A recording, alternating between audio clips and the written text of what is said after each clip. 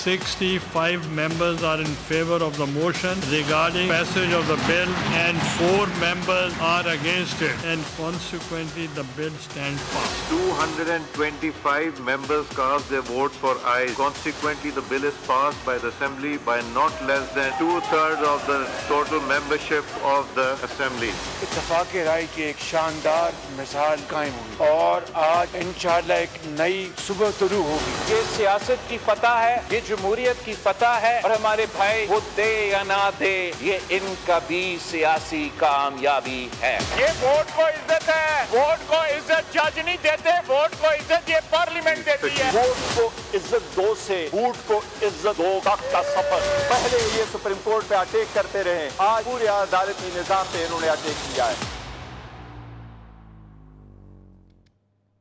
بسم اللہ الرحمن الرحیم. السلام علیکم, آپ دیکھ رہے ہیں ہیڈ آن اور میں ہوں منیب فاروق. حالات معاملات ہمارے سامنے. 26ویں آئینی ترمیم پاس کر لی گئی. اب کوئی کہہ رہا ہے اسے بزور بازو پاس کیا گیا ہے, تو کوئی کہتا ہے نہیں اسے ووٹ کی طاقت سے پاس کیا گیا ہے. لیکن اب یہ بات شاید ریلیونٹ ہو گئی ہے کیونکہ یہ ترمیم اب گزٹ نوٹیفیکیشن کے بعد نافذ العمل ہے. اور اس کے نتیجے میں کیا ہوا ہے, جی ہاں, اس کا خلاصہ میں آپ کے سامنے نہایت ہی آسان الفاظ میں بیان کر دیتا ہوں.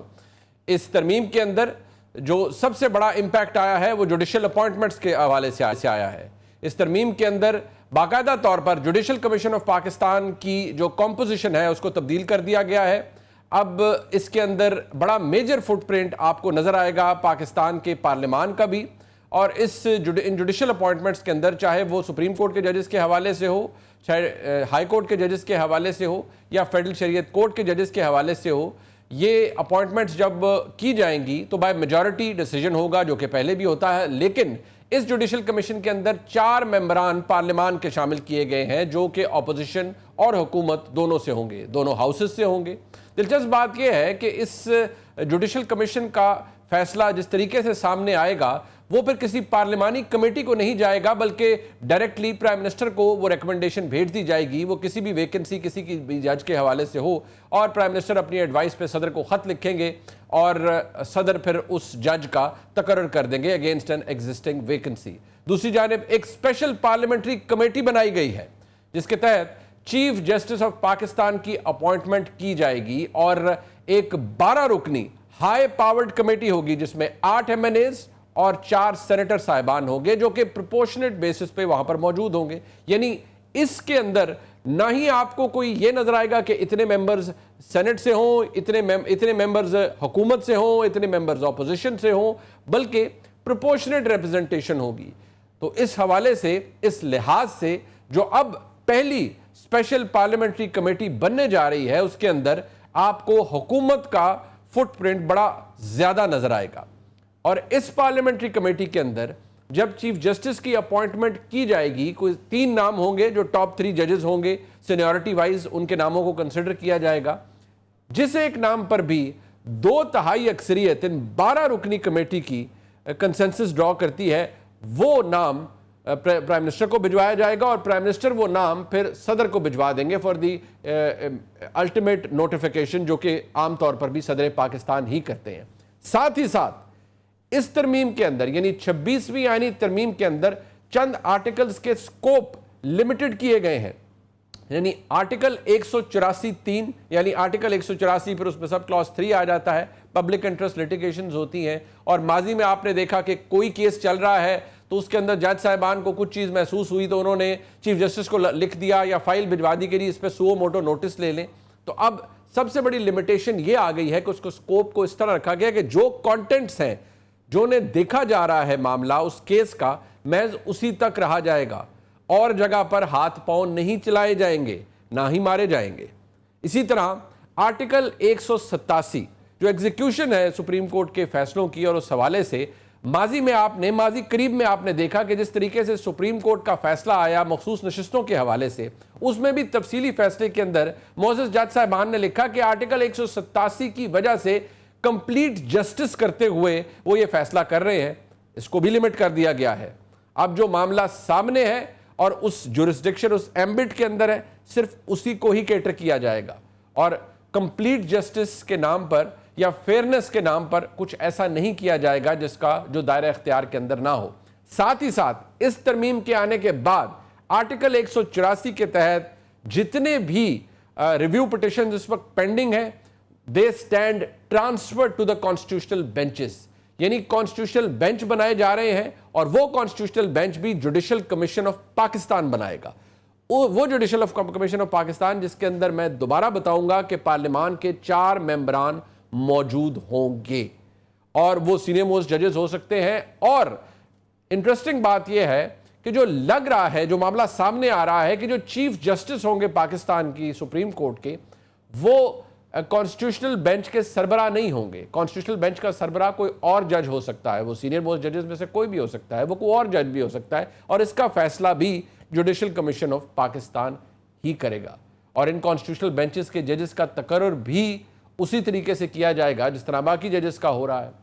لہٰذا اب یہ معاملہ کلیئر ہو گیا ہے کہ اس آئینی ترمیم سے جو پاکستان کی پارلیمان ہے اس نے اوور سائٹ کا ایک پارلیمنٹری اوور سائٹ کا میکنزم بنایا ہے، ججز کی اکاؤنٹیبلٹی، ججز کی پرفارمنس ایویلیویشن، اس کا میکنزم بنایا گیا ہے۔ جوڈیشل کمیشن آف پاکستان کو یہ اختیار دیا گیا ہے اس ترمیم کے ذریعے۔ اور بھی چند ذیلی چیزیں اس کے اندر شامل ہیں، لیکن اپنے اس انٹرو کے اندر میرا مقصد آپ کو ان کی چینجز سے، ان کی امینڈمنٹ سے آپ کو ایجوکیٹ کرنا تھا کہ آپ کو پتہ چلے کہ ایگزیکٹلی ہوا کیا ہے۔ اب یہ معاملہ جس طرح سے چل رہا ہے اور جس طرح سے اس کے اوپر بلو بیک آ رہا ہے، خاص طور پر وکلا کی طرف سے، لیگل فٹرنیٹی کی طرف سے، اس کا ذکر اگر میں نہ کروں تو زیادتی ہوگی۔ جس طرح جناب حامد خان صاحب اور عابد زبیری صاحب فرما رہے تھے، سنیے وہ کیا کہہ رہے ہیں۔ وکلا اس آئینی ترمیم کو مکمل طور پر مسترد کرتے ہیں۔ آئینی ترمیم کے لیے ضروری ہے کہ بنیادی ڈھانچے کے مطابق ہو، انڈیپینڈنس آف جوڈیشری اور سیپریشن آف پاورز۔ اس کے برعکس ہے، اس کے بارے میں سپریم کورٹ کی 17 ججز کی ججمنٹ موجود ہے کہ ایسی ترمیم جو ہے وہ غیر آئینی سمجھی جائے گی اور وہ آئین کا حصہ نہیں بن سکتی۔ ہم سب میں کنسنسس ہے کہ ہم انشاءاللہ تعالی ملک گیر تحریک چلائیں گے وکلا کی۔ ہم وکلا بلیو کرتے ہیں سینیورٹی پرنسپل پر، ہم نہیں مانیں گے اگر کسی اور کو جو سینیورٹی پر پورا نہیں اترتا اگر چیف جسٹس بنایا گیا۔ 26 اکتوبر کو صرف اور صرف منصور علی شاہ جو کہ سب سے سینئر جج ہے اس کو چیف جسٹس وکلا برادری مانے گی۔ ہماری عدالتوں میں سب سے زیادہ کون جس کے خلاف ریٹ پٹیشنز ہوتی ہیں یا کانسٹیٹیوشنل پٹیشنز ہوتی ہے؟ حکومت کے خلاف۔ اب وہی انہی حکومتی ارکان کو دے دی گئی ہے کہ وہ کون سی کانسٹیٹیوشنل بینچز بنائیں، اس کے ججز کون ہوں گے، اس کے سربراہ کون ہوں گے۔ ایون جوڈیشل کمیشن میں اپنی میجورٹی کر دی انہوں نے اس سے، تو آپ سمجھ جائیں کس طرح کے ججز اس میں اپوائنٹ ہوں گے اور کس طرح کے فیصلے آئیں گے۔ دلچسپ بات یہ ہے کہ اگر اس آئینی ترمیم کو کسی نے چیلنج بھی کرنا ہے تو نئی آئینی ترمیم کے بعد اب یہ معاملہ بھی انہی آئینی بینچز کے سامنے جائے گا، تو آپ اندازہ لگا سکتے ہیں کہ ایسی چیلنج کا اگر اف ایٹ آل کیا بھی جائے، جبکہ آرٹیکل 239 بہت کلیئر ہے اس حوالے سے کہ آئینی ترمیم کو چیلنج نہیں کیا جا سکتا، لیکن اگر کیا بھی گیا تو فیصلہ کس نے کرنا ہے؟ انہی کانسٹیٹیوشنل بینچز نے۔ اب جہاں معاملہ یہ ہے وہاں فیصل واڈا صاحب بھی موجود ہیں، سینیٹر ہیں، اور انہوں نے کہا کہ جو کچھ ہوا ہے وہ ایک وکٹری ہے، لیکن جس وکٹری کا انہوں نے نشان بنایا وہ کافی معنی خیز ہے۔ میں چاہتا ہوں آپ ضرور دیکھیے۔ کو پتا ہونا چاہیے کہ باپ کا باپ بننے کی اب تو کوئی اگلے 65 سال تک کوشش نہیں کرے گا، کلیئرٹی رکھے اس پہ۔ اور دوسرا یہ والی وکٹری نہیں ہے، یہ والی وکٹری ہے، ٹھیک ہے؟ تو جب یہ والی وکٹری ہے تو یہ بہت زبردست وکٹری ہے۔ یہ والی وکٹری وہ خاص طور پر اس کے اندر ایک خاص اشارہ کر رہے تھے جو شاید اس سے یہ ظاہر ہو رہا تھا کہ وہ طاقت کا مظاہرہ کر رہے ہیں یا یہ ترمیم طاقت کے زور پر اپنائی گئی ہے یا کی گئی ہے، جبکہ وزیر اعظم پاکستان جناب بلاول بھٹو زرداری، جناب مولانا فضل الرحمان صاحب، جناب میاں نواز شریف صاحب، تمام حضرات یہی فرماتے ہیں کہ یہ ترمیم ایک پارلیمانی کنسنسس کا نتیجہ ہے۔ اب یا تو ان کو غلط فہمی ہے یا واڈا صاحب کو، لیکن جو ہوا وہ ہمارے سامنے ہے۔ سلمان اکرم راجہ صاحب سینئر ایڈوکیٹ ہے سپریم کورٹ آف پاکستان کے، وہ کیا فرما رہے ہیں سنیے۔ پٹیشنیں لے کر عدالتوں میں جاتے تھے، اب کس عدالت میں جائیں گے جہاں ایک شخص بیٹھا ہوگا، اس نے بوٹ نہیں پہنے ہوں گے، وردی نہیں پہنی ہوگی، لیکن اس کا دل اور دماغ جو ہیں وہیں سے ٹٹولے جائیں گے، وہیں سے کنٹرول ہوں گے۔ بات ہمارے سامنے ہے، معاملہ گمبھیر ہو چکا ہے، اس لیے کیونکہ ایک کنڈمنیشن کہہ لیں, ریزنٹمنٹ کہہ لیں, نہ صرف وہ پاکستان تحریک انصاف کی جانب سے آ رہی ہے بلکہ وکلا برادری اس بات کا ارادہ رکھتے ہیں کہ وہ اس پہ تحریک چلائیں گے. گو کہ چند اہم وکلا کا یہ خیال ہے, of the record of course, کہ آج وہ حالات نہیں ہیں کہ ایک وکلا تحریک چلائی جا سکے, کیونکہ وکلا تحریک جب بھی چلتی ہے تو وکلا پریکٹیکلی کام کے بغیر ہو جاتے ہیں, آؤٹ آف پریکٹس ہو جاتے ہیں, وہ اپنے چیمبرز کو وقت نہیں دے پاتے, اور تمام وکلا کے اتنے بڑے چیمبرز نہیں ہیں جتنے چند وکلا کے ہیں. بہت سے وکلا ایسے ہیں جو روز محنت کرتے ہیں اپنے کلائنٹس کے ساتھ مختلف کورٹس کے اندر اپنے لیے, اپنے فیملیز کے لیے رزق کمانے کے لیے, لیکن وہ یہ نہیں کر پائیں گے اگر ملک کے اندر کوئی وکلا تحریک چلی. ہوگا کیا, اس پہ بات کرنے کے لیے ہمارے ساتھ موجود ہیں جناب محمد زبیر صاحب, فارمر گورنر ہیں سندھ کے, سینئر سیاستدان ہیں. عامر الیاس رانا صاحب جو کہ سینئر صحافی ہیں, کسی تعارف کے محتاج نہیں ہیں, خبریں بہت سی ہوتی ہیں ان کے پاس. رانا صاحب آپ کا بھی بہت شکریہ.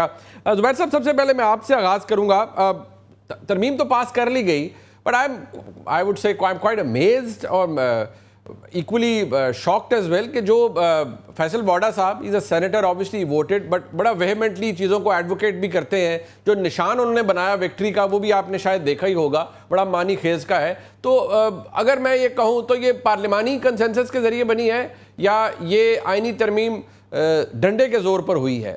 ہو تو گئی ہے فرینکلی, اور اب چلے گی بھی ایسے ہی, تو نظام تو مکمل طور پر گرفت میں ہے. زبیر صاحب دیکھیں, فرق یہ ہے کہ آپ نے کہا فیصل واڈا صحیح کہہ رہے ہیں یا نواز شریف, شہباز شریف, بلاول بھٹو وغیرہ صحیح کہہ رہے ہیں.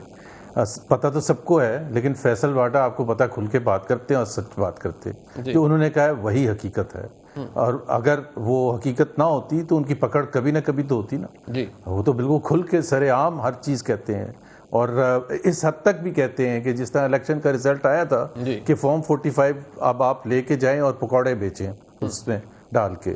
مطلب وہ آئین اور اس کی تو بالکل بات نہیں کرتے ہیں, وہ نہ کوئی فنڈامنٹل رائٹس کی بات کرتے ہیں, وہ طاقت کے زور کی بات کرتے ہیں, اس کا بھرپور مظاہرہ کرتے ہیں. اور لوگ جو بھی ان کو بلاتے ہیں ٹاک شوز وغیرہ میں, ان سے سوال بھی ایسے پوچھتے ہیں جیسے ہی از دا ریپرزینٹیٹو, اور یہ بتائیں گے ہی از, بٹ وہ بہت سے ہوتے ہیں لیکن وہ ایسے بات نہیں کرتے کھل کے. تو آپ ان کے کریج کو ایڈمائر تو ضرور کرتے ہوں گے. بالکل کرتے ہیں. میرا تو اپنا خیال یہ ہے کہ کنسنسس ہے, کیونکہ اس میں 4 چیزیں ہیں فنڈامنٹل. بہت سے اعتراضات ہیں جو مجھے, ایک تو انٹینشن کا ہے کہ حکومت کی انٹینشن, دوسرا اس کے ٹائمنگ کا ہے, ظاہر ہے بہت معنی خیز ٹائمنگ ہے, 25 اکتوبر سے پہلے ہونا تھا. تیسری بات یہ ہے کہ اس کا جو سبسٹنس ہے, مطلب اس میں کیا کچھ ہے جو آپ نے ابھی انٹرو میں بتایا کہ کس طرح سے اپوائنٹمنٹ ہوگی اور کیا ہوگا.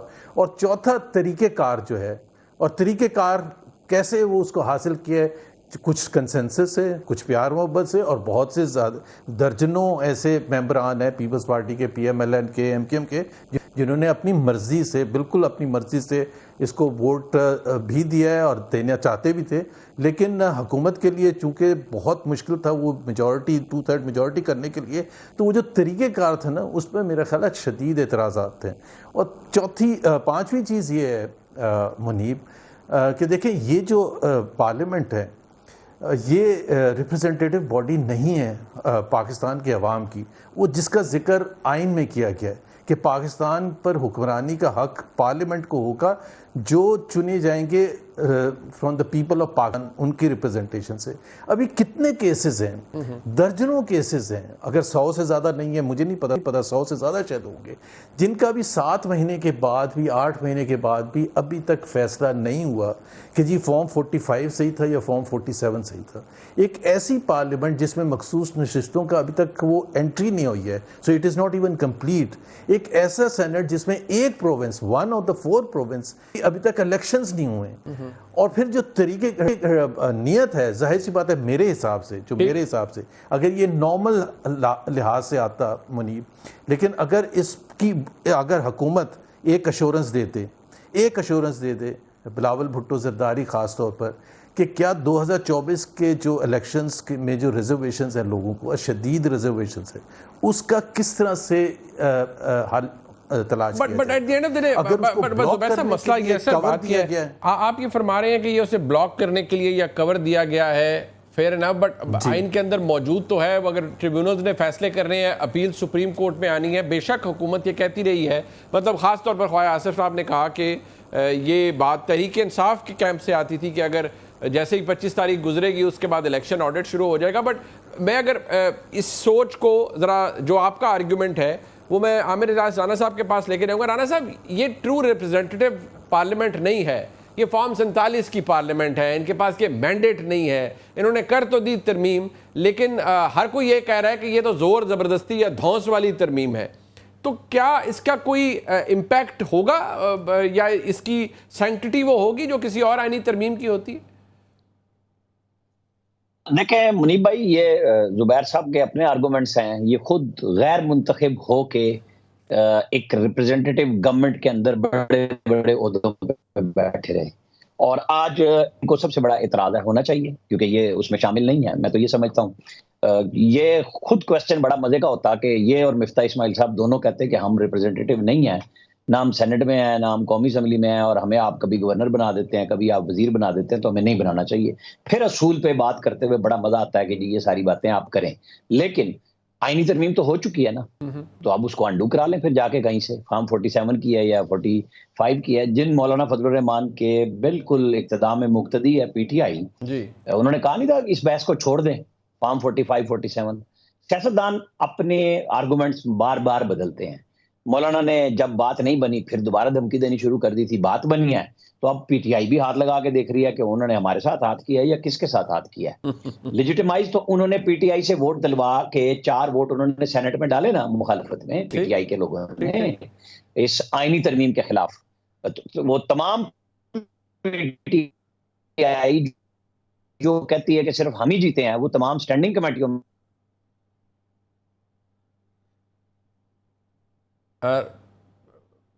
رانا صاحب، آپ کی آواز میرے خیال میں ایک تھوڑا پرابلم ہے. میں میں زبیر کے پاس دوبارہ واپس جاتا ہوں. زبیر صاحب، بات اس کو اگر ہم اس طرح سے لے لیں، دیکھیے ہم عام طور پہ آرگیومنٹ یہ دیا جا رہا ہے کہ یہ عدلیہ کی آزادی کے اوپر بڑا سلب کیا گیا ہے، بڑا اٹیک آیا ہے. لیکن اگر پریکٹیکلی دیکھیں زبیر صاحب، آپ نے تو خود بڑے ویری آئی وڈ سے ایک نیکڈ آئی سے چیزوں کو دیکھا ہے. جب میاں نواز شریف صاحب کو ڈسکوالیفائی کیا گیا، اس عدلیہ نے بڑی انڈیپینڈنس بھی انجوائے کی ہے. 2 وزیر اعظم گھر بھیجے ہیں، متعدد ایسے فیصلے کیے ہیں جن کے اندر سے نظر آ رہا تھا کہ وہ فیصلے بڑے ایل کنسیوڈ ہیں. ملک کے ایکسچیکر کو نقصان ہوا ہے کئی ایسے فیصلوں کے اندر.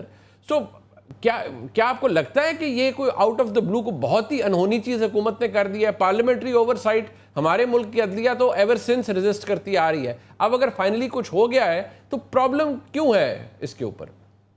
زبیر صاحب دیکھیں منیب، اس حد تک تو میرا خیال ہے میں سب سے بڑا چیمپئن رہا ہوں اور اب بھی ہوں کہ ہماری جو عدلیہ نے جو بھی کھیل کھیلے ہیں، صرف میاں نواز شریف کے حوالے سے نہیں، سن 54 سے اگر آپ مولوی تمیز الدین کے کیس سے لے کے چلیں، اور کنسسٹنٹلی وہ سب کیا ہے جو کہ عدلیہ کو نہیں کرنا چاہیے تھا. اور ایز ریسنٹ ایز یہ جو ابھی قاضی فائز عیسیٰ صاحب کے بلے کے حوالے سے فیصلہ تھا، یا دوسرے فیصلے تھے، یا عمر بندیال کے فیصلے، یا ثاقب نثار کے فیصلے، یا جو میاں نواز شریف کو ڈسکوالیفائی کیا گیا تھا، یا مارشل لاز کو جسٹیفائی کیا گیا تھا، یا یوسف رضا گیلانی کو ڈسکوالیفائی کیا گیا تھا، وہ بالکل جوڈیشل انٹرفیرنس تھی، اوور ہو کے اور اپنے حدود سے پھلانگ کے انہوں نے کیا تھا. دیر از نو ڈاؤٹ اباؤٹ دیٹ. اس کو کریکٹ کرنے کے لیے آپ پینڈولم کو بالکل دوسری طرف سوئنگ نہیں کر سکتے کہ آپ یہ کہہ رہے ہیں کہ چونکہ ہماری عدلیہ نے یہ کیا تو اب ہماری پارلیمنٹ کے وہ ممبران جس کے اوپر بھی سوالیہ نشان رہے ہیں، کیا ہماری پارلیمنٹ زبردست کام کرتی رہی ہے؟ اب وہ فیصلے کرے گی کہ جج کون ہوگا، اب وہ فیصلے کریں گے کہ جی کون چیف جسٹس ہوگا. تو یہ ایک بیلنسنگ ایکٹ ہونا چاہیے تھا. اور سب سے بڑی بات یہ جو میں کہہ رہا ہوں نا، نیت کی بات اور ٹائمنگ کی بات اور سبسٹنس کی بات اور طریقہ کار کی بات، کیا یہ طریقہ کار صحیح ہے کہ زین قریشی کی وائف کو اٹھا کے ڈرا دھمکا کے پھر اس کے بعد زین قریشی کو ڈرایا دھمکایا جائے؟ کیا یہ صحیح ہے کہ زرقا کی بیٹے کو جو کہ نارمل نہیں ہے اس کو اٹھایا جائے؟ کیا حکومت نے اس کی وضاحت کی ہے کہ نہیں ہم نے زین قریشی کی بیوی کو نہیں اٹھایا؟ کیا وہ یہ کہہ رہے ہیں؟ نہیں کہہ رہے ہیں. They are accepting that. صرف پنجاب حکومت کہتی کہ ہم نے نہیں کیا. اب یہ اگر طریقہ کار ہے, اس کے تھرو اگر آپ جوڈیشل ریفارمز کر رہے ہیں تو آئی تھنک کوئی بھی سین آدمی جو ہے نا وہ نہیں ایکسیپٹ کرے گا. اگر آپ نے میں اگر اس کو میں رانا صاحب کے پاس اس لیے لے جا رہا ہوں, یہ بات اب اس کی ایک مختصر سا وقفہ میں آؤں گا واپس اور رانا صاحب کے پاس سے لے کے جاؤں گا, لیکن آرگومنٹ یہ ہے کہ اگر یہ ججز اپوائنٹ کریں گے تو ججز اپنے مرضی کے ججز خود اپوائنٹ کرتے رہے. بندیال صاحب کے وقت وہ میسیجز بھجواتے رہے کہ جی پرائم منسٹر کو کہیں جوڈیشل کمیشن میں میرے حق میں ووٹ دیں تاکہ میں نے اپنے ججز کو ایلیویٹ کرنا ہے, میں نے اپنے بندے اپوائنٹ کرنے ہیں جوڈیشری کے اندر. وہ کام بھی کوئی درست نہیں تھا ہمارے ملک کے اندر. ایک چیمبر سے لوگ آ رہے ہیں جی ان کو کسی کو ووٹ کرنا ہے, کسی کو جی ہم نے جج کے طور پر ایلیویٹ کروانا ہے. وہ بھی یہاں پر ہی ہوا, ہمارے ملک کے اندر ہی ہوا, جو ایک لاٹ آئی ججز کی. افتخار چوہدری صاحب کے وقت بہت کچھ ہوا. بریک کے بعد اس پہ بات کرتے ہیں. جو جبر کی بات کی محمد زبیر صاحب نے, پھر کسی نہ کسی کو تو جواب دینا چاہیے نا. یہ تو نہیں ہے کہ کوئی اغوا ہوا یا غائب ہوا تو وہ سرے سے ہوا ہی نہیں. ایک بریک کے بعد ہمارے ساتھ رہیے.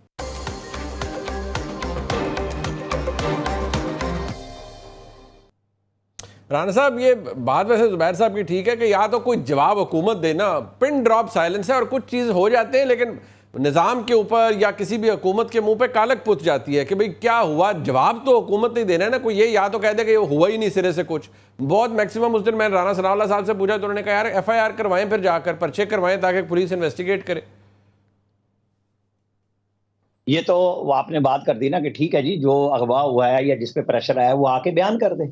عدالتوں میں بھی یہی ہوتا ہے کہ جی مدعی سست گواہ چست, تو آپ کیسے کریں گے. بلکہ وہ جب ہو رہی تھی بات, پی ٹی آئی کے لوگ کہہ رہے تھے کہ جی کوئی بولے گا تو ہم جا کے کریں گے نا, ایسے تو نہیں ہم جا کے کسی کا کیس لڑ سکتے. خیر جو بات ہو رہی تھی بریک سے پہلے بھی, جو پہلے حصے میں وہ مخصوص نشستوں کی, وہ تو میں آپ کو بتا دوں مخصوص نشستیں تو مل رہی ہیں انہی پارٹیوں کو جن کو پہلے ملی تھی.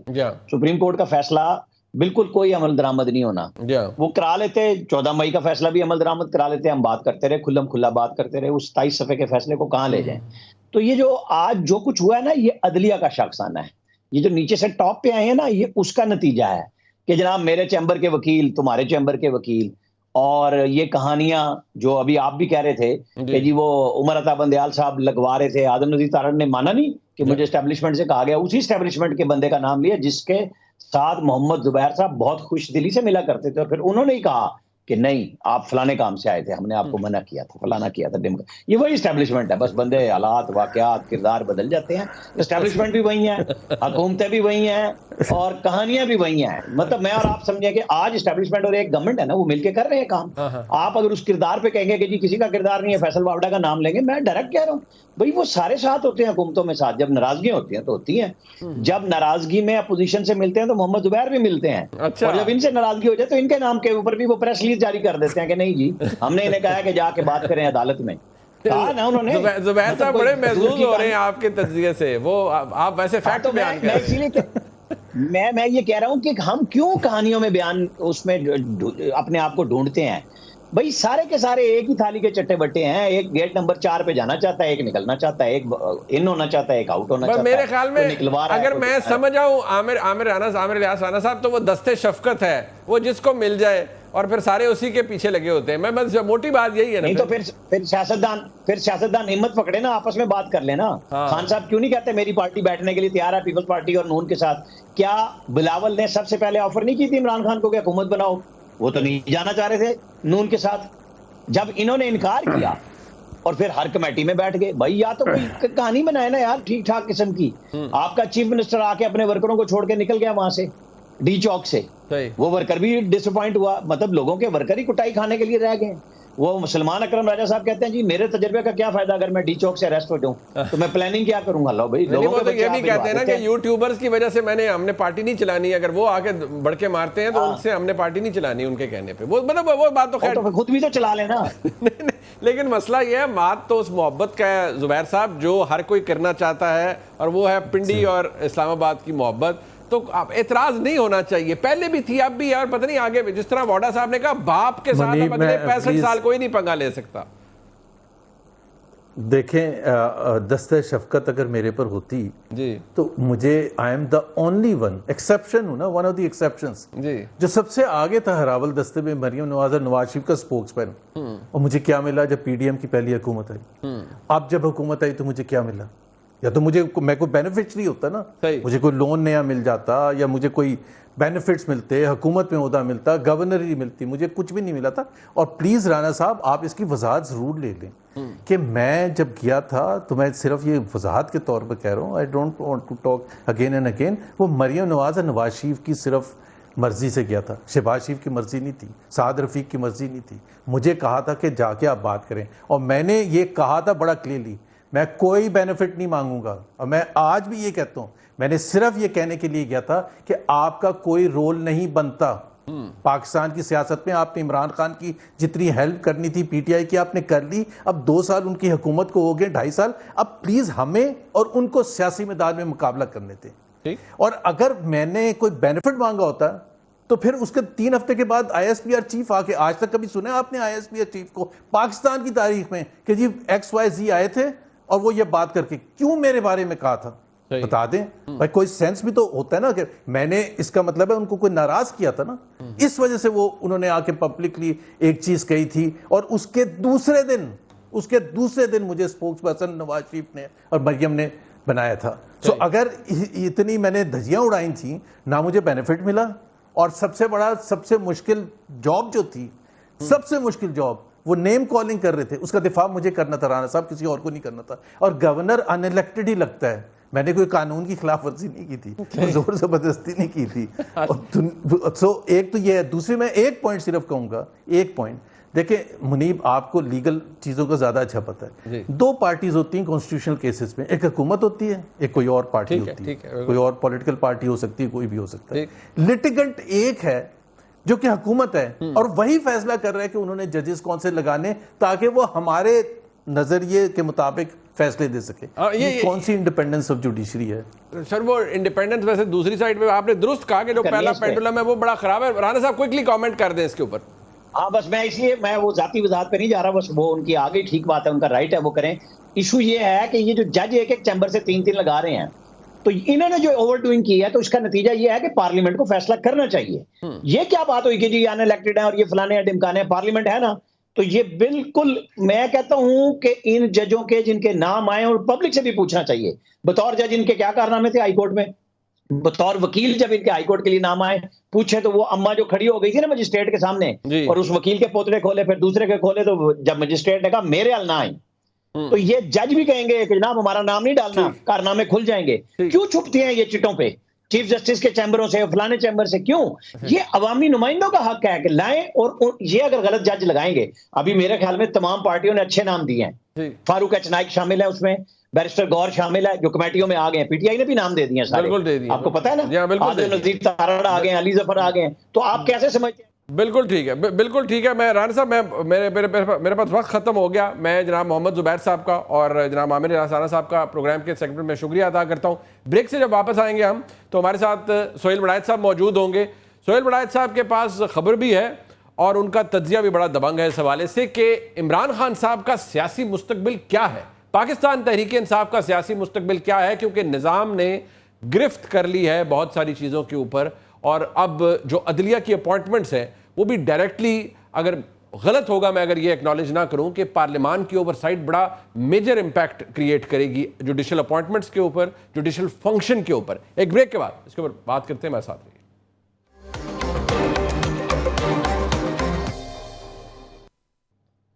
ایک دفعہ پھر آپ کو خوش آمدید کہتے ہیں. میرے ساتھ موجود ہیں جناب سہیل وڑائچ صاحب, ملک کے نامور صحافی ہیں, کسی تعارف کے محتاج نہیں ہیں. وڑائچ صاحب بہت شکریہ سر.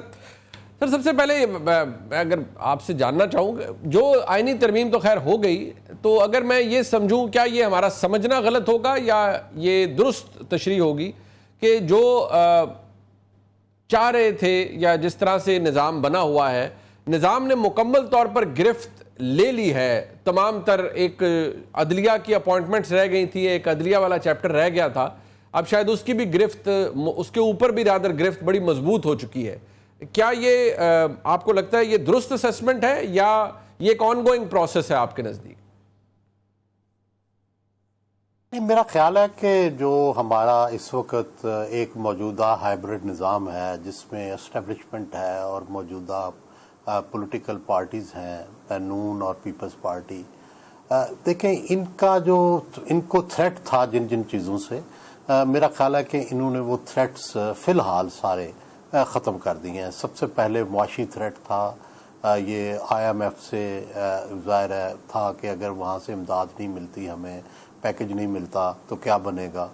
پہلے انہوں نے اس کو دیکھا, پھر اس کے بعد انہوں نے یہ جو عدلیہ کا تھریٹ تھا اس کو دیکھا, اور تیسرا آپ دیکھیں کہ بتدریج انہوں نے جو PTI کی اسٹریٹ پاور تھی اس کو ٹیسٹ بھی کیا اور ایک طرح سے اس کو ناکام بنانے کی بھی کوشش کی, اور بڑی حد تک وہ اس میں کامیاب بھی رہے.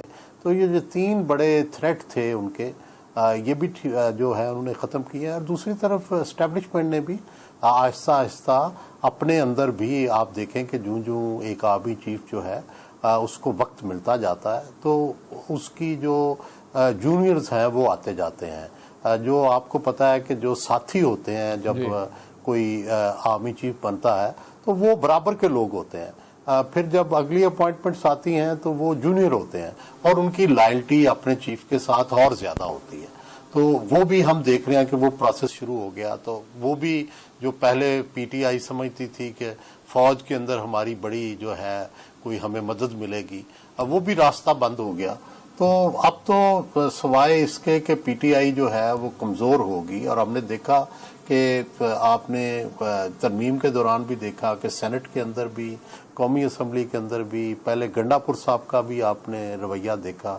تو یہ پولے ہو چکے ہیں میری نظر میں کہ یہ اسٹیبلشمنٹ کے ساتھ بہت سارے لوگوں کے روابط ہیں اور ہوتے ہیں ہمیشہ. تو کیونکہ سب لوگوں نے زندہ رہنا ہوتا ہے اور سب لوگوں نے اسی سوسائٹی میں زندہ رہنا ہوتا ہے.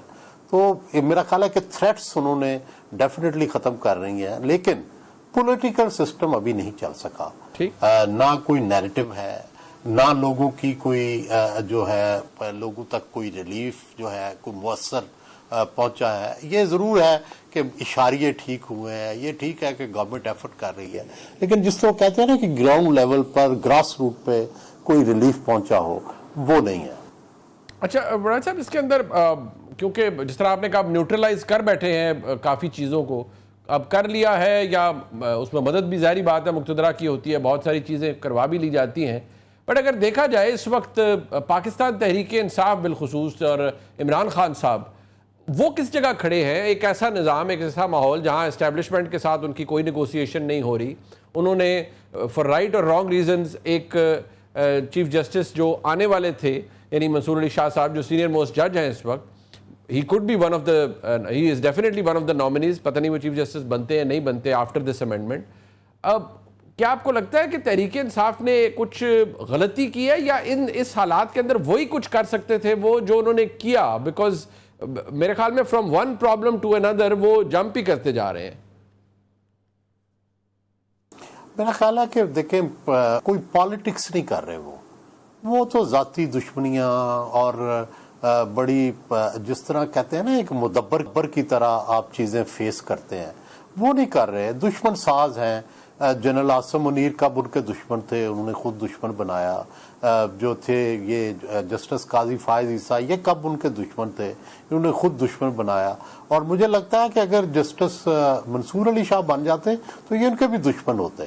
اس کی وجہ یہ ہے کہ یہ کسی پہ بھی کسی صحافی کو, کسی سیاستدان کو آپ ایک لفظ بھی ان کے بارے میں کہہ دیں تو یہ کہتے ہیں یہ تو ہمارا دشمن ہے. اپنے لوگوں کو نہیں بخشتے, ان کو غدار کہہ دیتے ہیں. اس طرح تو پالیٹکس نہیں ہوتی. پالیٹکس تو اب آپ نے مولانا فضل الرحمان کو باپ بنا لیا نا, تو جب ضرورت پڑی تو بھائی یہی آپ ایٹیچیوڈ باقیوں کے ساتھ بھی کرتے تو شاید آج اصلاح احوال ہوتا. بران صاحب یہ جو ایک تاثر ہے کہ جو لوگ PTI سے جنہوں نے غداری کی ہے ان کے ناموں کے ساتھ اب غدار لگا کے اپنے آفیشیل ٹویٹر ہینڈل کے اوپر لگا دیا, بٹ پریکٹیکلی اس لیے کیونکہ آپ نے پاکستان کی سیاست میں اچھے برے حالات سبھی بحیثیت صحافی دیکھے ہیں. ایسے حالات میں جہاں سختی کا بھی ایلیمنٹ ہو, جہاں سختی بتدریج بڑھ بھی رہی ہو, کسی کو بلیم کرنا بنتا ہے کہ یار آپ نے یہ کیوں کیا اور وہ نمبر کہاں سے آ گیا, آپ کہاں چلے گئے. مینگل صاحب بھی کل کہہ رہے تھے میرے سینیٹرز تھے, یہ کہاں تھے, لیکن کوئی دعویٰ کر رہا ہے کہ نہیں جی یہ سب ڈرامے تھے, یہ سب پیسے سے یا لین دین سے ہوا ہے. تو از somebody to be blamed in these circumstances یا نہیں, بس ایسا ہی ہوتا ہے ہمیشہ؟ देखिए दो तरीके हैं देखने के। एक तो जाहिर है मॉरल एंगल हमेशा रहता है, देखना भी चाहिए उससे किसने गद्दारी की, कौन लायल था। लेकिन दूसरा एंगल अगर तारीख का आप देखें तो आप देखें कि भुट्टो साहब के साथ जितने साथी थे, पीरजादा साहब छोड़ गए, कौसर नियाजी छोड़ गए, मुमताज़ अली भुट्टो छोड़ गए, ये तीन बड़े स्टार थे उनके और तीनों छोड़ गए।